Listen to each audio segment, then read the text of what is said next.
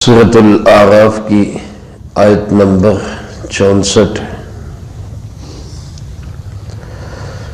الحمدللہ وکفی وسلام علی عبادہ الذین اصطفی، خصوصا علی سید الرسل وخاتم الانبیاء وعلى آلہ واصحابہ الاتقیاء، اما بعد فاعوذ باللہ من الشیطان الرجیم، بسم اللہ الرحمن الرحیم۔ فكذبوه فأنجيناه والذين معه في الفلك وأغرقنا الذين كذبوا بآياتنا انہم کانوا قوما عمین۔ فکذبوہ، سو انہوں نے تکذیب کی، فانجیناہ، تو ہم نے نجات دی نوح علیہ السلام کو، والذین معہ، اور ان لوگوں کو جو ان کے ساتھ تھے، فی الفلکی، کشتی میں، وَأَغْرَقْنَا الَّذِينَ كَذَّبُوا بِآيَاتِنَا، اور ہم نے ڈبو دیا ان لوگوں کو جنہوں نے ہماری آیتوں کو جھٹلایا۔ إِنَّهُمْ كَانُوا قَوْمًا عَمِينَ، بے شک وہ قوم اندھی بنی ہوئی تھی۔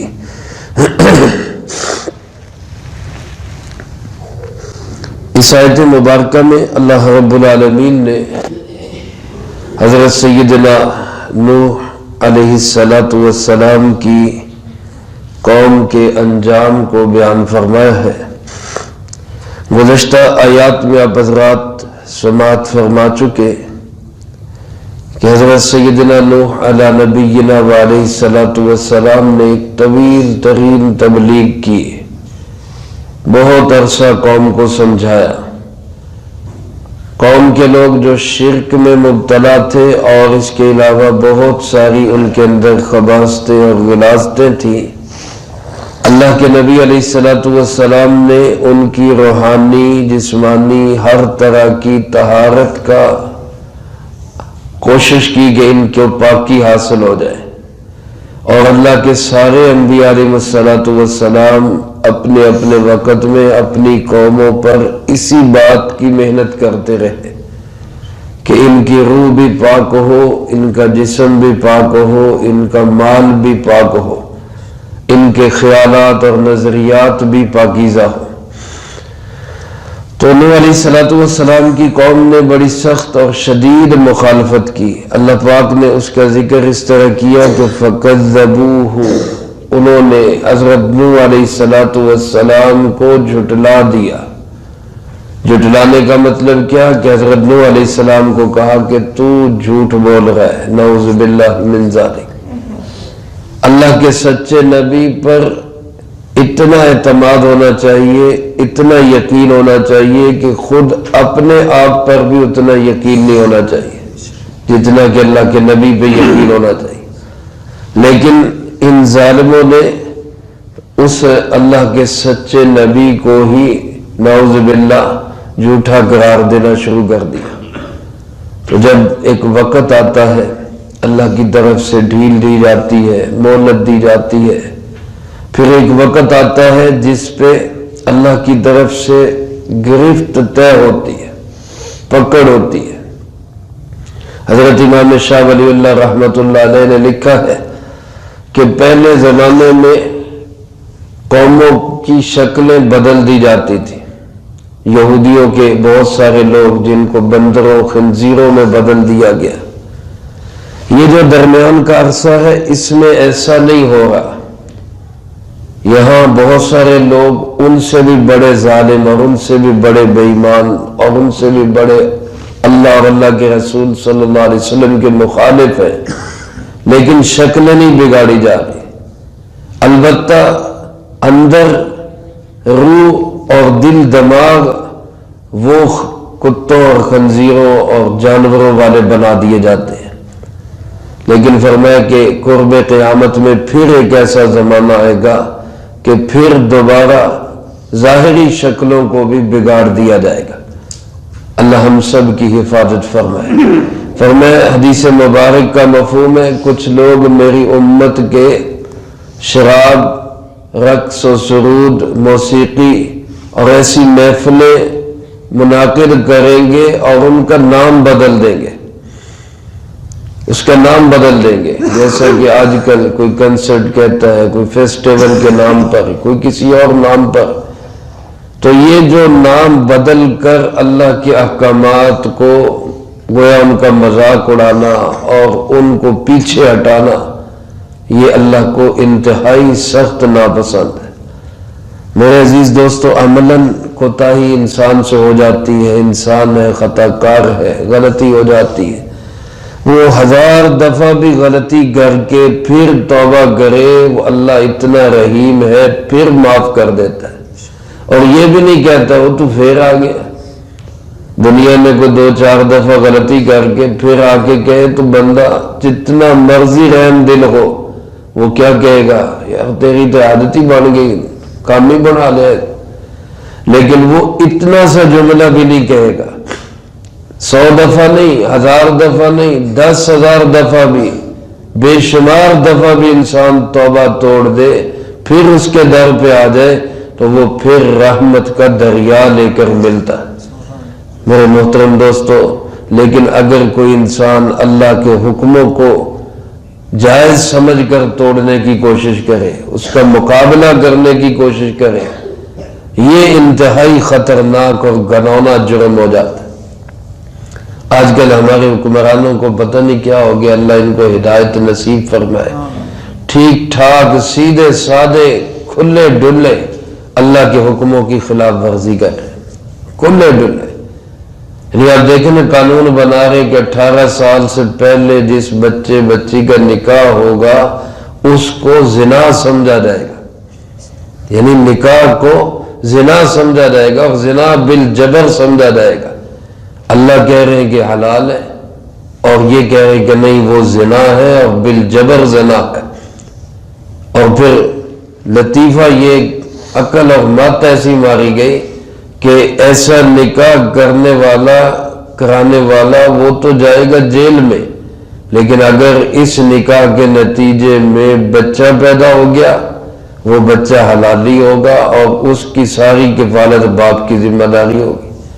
یہ کیسا قانون ہے کہ جب تمہارے نزدیک نکاح ہی نہیں، پھر اس کی ذمہ داری کیسے عجیب، یعنی ماتی ماری گئی۔ اور پھر صاف کہہ رہے ہیں ہم یہ قانون اقوام متحدہ کے کہنے پہ بنا رہے ہیں، ان کے اصولوں کے مطابق بنا رہے ہیں۔ تم نے پاکستان اسلام کے لیے بنایا تھا یا ان کی نوکری چاکری کے لیے بنایا تھا؟ حلف اٹھاتے ہو تو اس میں یہ وعدہ کرتے ہو کہ ہم قرآن و سنت کی اور آئین کی پاسداری کریں گے، اب کدھر گیا؟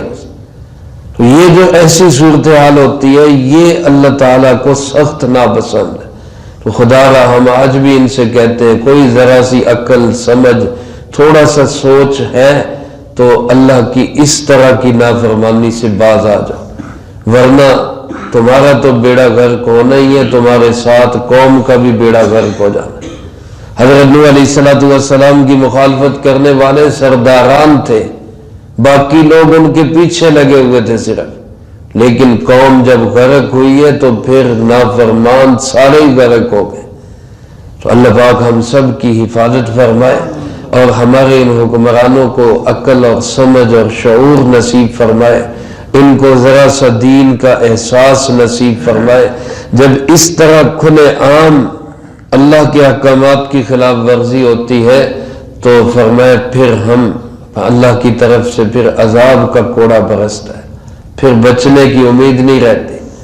لیکن کتنی مہلت اللہ نے دی، 9.5 صدیاں کوئی تھوڑی ہوتی ہے، 950 سال مہلت دی ان کو، لیکن پھر جب ان کی حرکتیں ختم نہ ہوئی، ادھر حضرت نوح علیہ السلام نے بھی دعا کی، یا اللہ اب ان میں کسی کو زندہ نہ چھوڑ۔ اللہ پاک نے بھی بتا دیا کہ اب جو ایمان لا چکے بس وہی لائیں گے، اور نہیں کسی نے ماننا۔ تو پھر اللہ کا عذاب شروع ہوا۔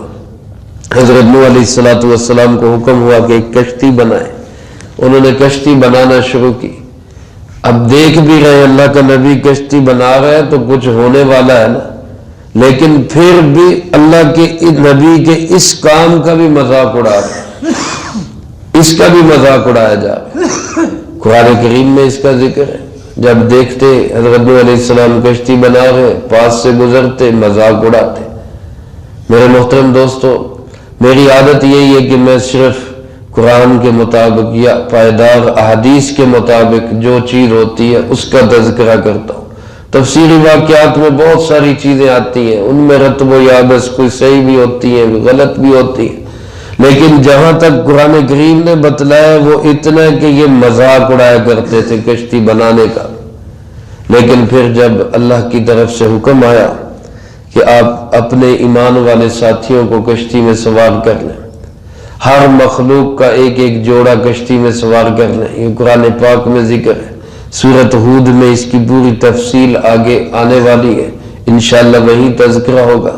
علماء نے لکھا ہے ایک لمبی چوڑی کشتی تیار ہوئی، بعض حضرات نے اس کی پیمائش بھی لکھی ہے کہ 45 فٹ اس کی چوڑائی تھی، 45 فٹ چوڑی وہ کشتی تھی اور 75 فٹ لمبی تھی اور 75 فٹ ہی اونچی تھی۔